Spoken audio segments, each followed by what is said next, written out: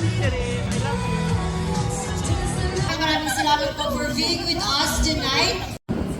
Na-invite po tayo ng Be Well Corporation para umattend ng kanilang event specific for their affiliates para ipakilala yung kanilang brand at syempre yung kanilang mga existing and new product. Almost 1 year na nga akong affiliates guys, and medyo madami-dami na rin akong event na na-attendan directly from TikTok or sa mga brands din na nag-i-invite. Napakasaya ko nga itong araw nito. Sobrang dami kong nakitang mga co-affiliate, mga celebrities, mga content creator, and syempre ang dami rin talagang activities and food. Nanalo kami ng mga iba't ibang prices. Una pa lang, major prize na agad yung nakuha ko. Super cute ng tumbler. Pero nilalaro natin yung second game. Sinuwerte din tayo dito guys. Nakakuha din tayo ng major prize. Yan, super nakaka-happy nga every activity and every games nila dito.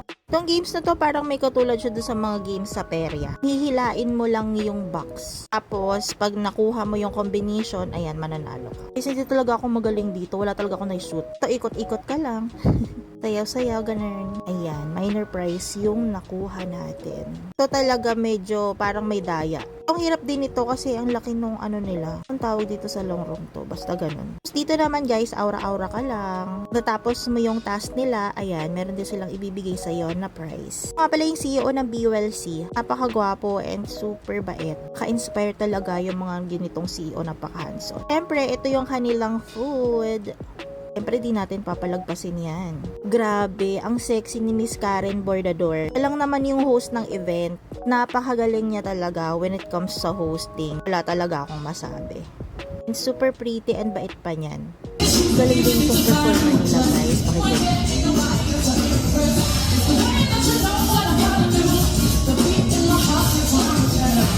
Si Miss Carmina Villaruel actually, siya talaga yung pinaka-main endorser ng BULC, and nag-talk siya dyan about her experience. Ayan, photo op with the owner ng BULC. Nakakatuwa kasi nandyan din sila for the person, is Hombre, at yung talagang favorite ko, si Bethany Gale. Ang ganda rin itong mga ilaw-ilaw show nila. Ang gagaling ng mga sumayaw.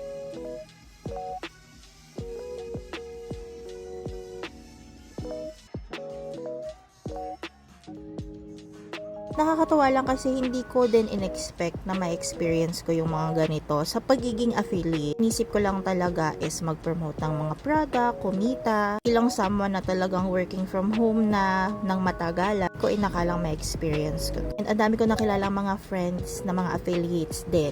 Ayan, shout out kay Ma'am Celine. Hi, Madam. Nakakatawa to si Miss Karen. May sarili siyang ilaw every time magpapapicture. Ayun lang guys. See you sa next event. Sobrang kulit talaga. Salamat.